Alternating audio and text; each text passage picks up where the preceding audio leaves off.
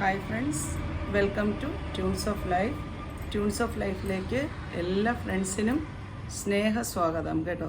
കുറച്ച് ദിവസമായി ഞാൻ വീഡിയോ ഇട്ടിട്ട് കുറച്ച് തിരക്കുകളിൽ പെട്ടുപോയതുകൊണ്ടാണ് വീഡിയോ ഇടാത്തത്. മാത്രമല്ല ലോങ് വീഡിയോ ഞാൻ നേരത്തെ പറഞ്ഞതുപോലെ തന്നെ കൺസിസ്റ്റൻ്റ് ആയിട്ടൊന്നും ഇടുന്നില്ല. ഒരുവിധം നമ്മുടെ വീഡിയോ ഒന്ന് ഇതായി വരുമ്പോഴാണ് എനിക്ക് എന്തെങ്കിലും തിരക്കുകളിൽ പെട്ട് വീണ്ടും വീഡിയോ ഇടാൻ കഴിയാതെ പോകുന്നത്. അപ്പോൾ നേരെ നമുക്ക് ഇന്നത്തെ ടോപ്പിക്കിലേക്ക് പോകാം. ഇന്ന് ഞാൻ ഒരു ടീച്ചിങ് എക്സ്പീരിയൻസിനെ കുറിച്ചാണ് പറയുന്നത്. ആർക്കെങ്കിലും ഒരു വ്യക്തിക്കെങ്കിലും ഒരു ടീച്ചിങ് ജോബ് ചെയ്യുന്ന ഒരു ടീച്ചറിനെങ്കിലും അല്ലെങ്കിൽ പുതിയതായി വരുന്ന ഏതെങ്കിലും ഒരു വ്യക്തിക്കെങ്കിലും ഞാൻ പറയുന്ന ഈ കാര്യം യൂസ്ഫുൾ ആകുമെങ്കിൽ അത് ഞാൻ വളരെ ഗ്രേറ്റായി കാണുന്നു കേട്ടോ. അപ്പോൾ ഇന്നത്തെ എക്സ്പീരിയൻസാണ് ഞാൻ പറയുന്നത്. ഞങ്ങളൊരു സ്കൂളിൽ വർക്ക് ചെയ്തുകൊണ്ടിരിക്കുന്ന സമയത്ത് ഒരു ടീച്ചറിന് വന്ന ഒരു ബുദ്ധിമുട്ടിനെ കുറിച്ചാണ് ഞാൻ പറയുന്നത്. അതായത് നമ്മൾ ക്വസ്റ്റ്യൻ പേപ്പർ കുട്ടികൾക്ക് പല ക്ലാസ്സസ്, ഇപ്പോൾ 5th 6th 7th Christmas exam അല്ലെങ്കിൽ ഓണം എക്സാമൊക്കെ വരുമ്പോൾ നമ്മളവരെ ഷഫിൾ ചെയ്താണ് ഇരുത്തുന്നതല്ലേ. ഒരു 5th സ്റ്റാൻഡേർഡിലെ കുട്ടി നടുക്കും, അപ്പുറത്തും ഇപ്പുറത്തും ഒരു 6th 7th അങ്ങനെയായിരിക്കും ഇരിക്കുന്നത്. അപ്പോൾ റോൾ നമ്പർ വൈസ് ക്ലാസ്സുകൾ തമ്മിൽ മിക്സ് ചെയ്തായിരിക്കും നമ്മൾ ഇരുത്തുന്നത്. ഒരേ ക്ലാസ്സിലെ കുട്ടികളെ ഒരേ ഡെസ്ക് ആൻഡ് ബെഞ്ചസിൽ നമ്മൾ ഇരുത്താറില്ല. അങ്ങനെയാണ് നമ്മുടെ സ്കൂളൊക്കെ ഫോളോ ചെയ്യുന്നത്. അപ്പോൾ ഇത്തരത്തിൽ ഒരു പ്രാവശ്യം അപ്പോൾ നമുക്ക് ക്വസ്റ്റ്യൻ പേപ്പറെല്ലാം ഓരോ ക്ലാസ് റൂം വൈസായിരിക്കും തരുന്നത്. ഇപ്പോൾ 5th സ്റ്റാൻഡേർഡിൽ 10 സ്റ്റുഡൻസ് ഒരു ക്ലാസ് റൂമിൽ ഇരിക്കുന്നുണ്ടെങ്കിൽ 10 question papers plus 1 question paper ടീച്ചേഴ്സിൻ്റെ ഡൗട്ട് ക്ലിയർ ചെയ്യാൻ വേണ്ടി. അങ്ങനെ 11 ക്വസ്റ്റ്യൻ പേപ്പർ ആയിരിക്കും നമുക്ക് ആ പർട്ടിക്കുലർ സബ്ജക്റ്റിന് തരുന്നത്. അതുപോലെ 7th അതുപോലെ 8th അതുപോലെ.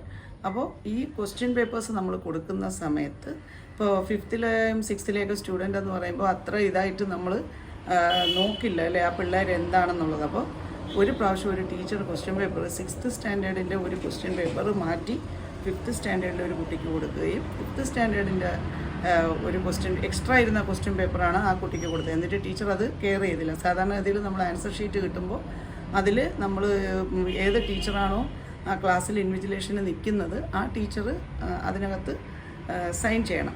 അങ്ങനെയാണ് നമ്മൾ മനസ്സിലാക്കുന്നത് ആ ടീച്ചറിനായിരുന്നു അവിടെ ഡ്യൂട്ടി എന്നുള്ളത്. ഡേറ്റ് വൈസ് സൈൻ ചെയ്യണം. അപ്പോൾ ഈ ടീച്ചർ ഓൾറെഡി ആൻസർ ഷീറ്റിലൊക്കെ സൈൻ ചെയ്ത് കൊടുത്തു. കുട്ടി എഴുതാനും തുടങ്ങി. പക്ഷേ നല്ല രീതിയിൽ പഠിക്കുന്ന ആ ഒരു കുട്ടി ആയിരുന്നില്ല ആ കുഞ്ഞ്.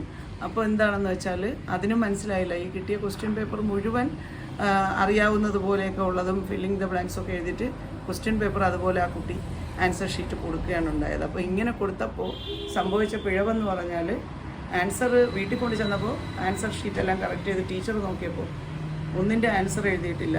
മാത്രമല്ല സബ്ജക്റ്റ് സെയിം ആയിരിക്കും. ഇപ്പോൾ SST ആണെങ്കിൽ എല്ലാ ക്ലാസ്സിലും SST ആയിരിക്കും.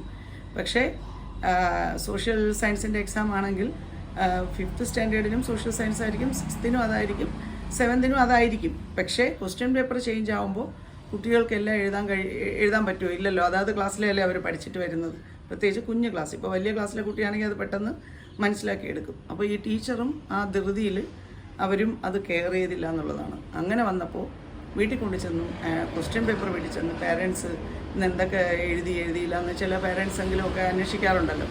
അങ്ങനെ ക്വസ്റ്റ്യൻ പേപ്പർ എടുത്ത് നോക്കിയപ്പോഴാണ് ഈ ക്വസ്റ്റ്യൻ പേപ്പർ ചേഞ്ച് ആയിട്ടുള്ള കാര്യം വീട്ടുകാർക്ക് മനസ്സിലാവുകയും അത് പിന്നീട് സ്കൂളിൽ വന്ന് റിപ്പോർട്ട് ചെയ്യുകയും വലിയൊരു ഇഷ്യൂ അതിൻ്റെ പേരിൽ. ഒരു ടീച്ചർ തന്നെ ഇത്രയും വലിയ അനാസ്ഥ ക്വസ്റ്റ്യൻ പേപ്പേഴ്സിൻ്റെ കാര്യത്തിൽ. വെറും ഒരു ക്രിസ്മസ് എക്സാം അല്ലെങ്കിൽ ഒരു ഓണം എക്സാം ആണ്, ബട്ട് അവിടെ ആ ടീച്ചറിൻ്റെ കെയർ എന്ന് പറയുന്നത് എത്രത്തോളം ഇമ്പോർട്ടൻ്റ് ആണ് എന്നുള്ളത് നമുക്ക് പറയാതെ തന്നെ അറിയാമല്ലോ. നമുക്കവിടെ ഒരു കുട്ടിയെ സംബന്ധിച്ച് അല്ലെങ്കിൽ ഒരു ടീച്ചറിനെ സംബന്ധിച്ച് examination question paper answer sheet എന്ന് പറയുന്നത് ഒഴിച്ചു നിർത്താൻ കഴിയാത്ത ഒരു സംഭവം തന്നെയാണ്. അപ്പോൾ ഇതിലൊരു പാളിച്ച ആ ടീച്ചറിന് വന്നപ്പോൾ പിന്നീട് ആ ടീച്ചർ എന്ത് ചെയ്യണമെന്നറിയാതെ അവർ സൈൻ ചെയ്ത പേപ്പറും ഉണ്ടല്ലോ. അപ്പോൾ അവരല്ലെന്ന് ഒഴിഞ്ഞു മാറാൻ പറ്റില്ല.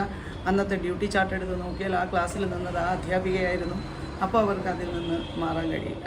അപ്പോൾ ഇത് അറിഞ്ഞുകൊണ്ട് ചെയ്തതല്ല, അറിയാതെ ചെയ്തതാണെങ്കിൽ പോലും ചില മിസ്റ്റേക്കുകൾ പറ്റുമ്പോൾ നമുക്കതിന് ആൻസർ ഇല്ലാതാവുന്നു. അപ്പോൾ ആ ടീച്ചർ അന്ന് അവിടെ റിസൈൻ ചെയ്യാൻ തന്നെ തയ്യാറായി എന്നുള്ളതാണ് ഞാനിവിടെ സൂചിപ്പിക്കുന്നത്. പ്രത്യേകിച്ച് മാനേജ്മെൻറ്റ് സ്കൂൾസിലൊക്കെ ആകുമ്പോൾ പാരൻസ് ആണല്ലോ എന്തൊക്കെ പറഞ്ഞാലും അവരുടെ ഒരു main part of the school എന്ന് പറയുന്നത് parents and students plus parents ആണ്. ടീച്ചേഴ്സിന് എനിക്ക് തോന്നുന്നു അത് കഴിഞ്ഞാണ് അവിടെ ഒരു പ്ലേസ് ഉണ്ടാവുക. അല്ലെങ്കിൽ ഞാൻ ഒരിക്കലും ഒരു ടീച്ചറിനെ ഇക്കാര്യത്തിൽ ന്യായീകരിക്കില്ല. അതുകൊണ്ട് നമ്മൾ എപ്പോൾ ക്ലാസ്സസിൽ പോയിരുന്നാലും ശരി, പ്രൈവറ്റ് സ്കൂൾസിലായാലും സർക്കാരിൻ്റെ സ്കൂളായാലും എവിടെ ആയാലും നമ്മൾ കൊടുക്കുന്ന ക്വസ്റ്റ്യൻ പേപ്പർ കറക്റ്റായിട്ട് അതായത് ക്ലാസ് വൈസ് ഉള്ളതാണോ എന്ന് നമ്മൾ ചെക്ക് ചെയ്യുക. അതിനി ജസ്റ്റ് ഒരു മന്ത്ലി ടെസ്റ്റ് ആണെങ്കിൽ പോലും നമ്മളത് കെയർ ചെയ്ത് മാത്രം കൊടുക്കുക. എന്നാലും ചിലപ്പോൾ ചില കൈപ്പിഴവുകളൊക്കെ നമുക്ക് പറ്റിപ്പോകാം. ഇപ്പോൾ ഈ ടീച്ചറിന് സംഭവിച്ചതുപോലെ ടീച്ചർ സോറി പറഞ്ഞു. പിന്നീട് ആ ടീച്ചറിനോട് മാനേജ്മെൻറ്റൊക്കെ ക്ഷമിച്ചു, പാരൻസൊക്കെ ഇതായി. എന്നാലും പക്ഷേ ടീച്ചറിന് പിന്നീട് ആ ഒരു കോൺഫിഡൻസ് കിട്ടുന്നില്ല ആ സ്കൂളിൽ തന്നെ കണ്ടിന്യൂ ചെയ്യാനായിട്ട്. കാരണം ഇങ്ങനൊരു കയ്യബദ്ധം നമ്മുടെ കയ്യിൽ നിന്ന് വന്നുപോയി എന്നുള്ളത് കുട്ടികൾ ആ കണ്ണിലേ കാണാൻ സാധ്യതയുള്ളൂ എന്നുള്ള രീതിക്ക് ആ ടീച്ചർ ആ സ്കൂളിൽ നിന്ന് റിസൈൻ ചെയ്ത് പോയി.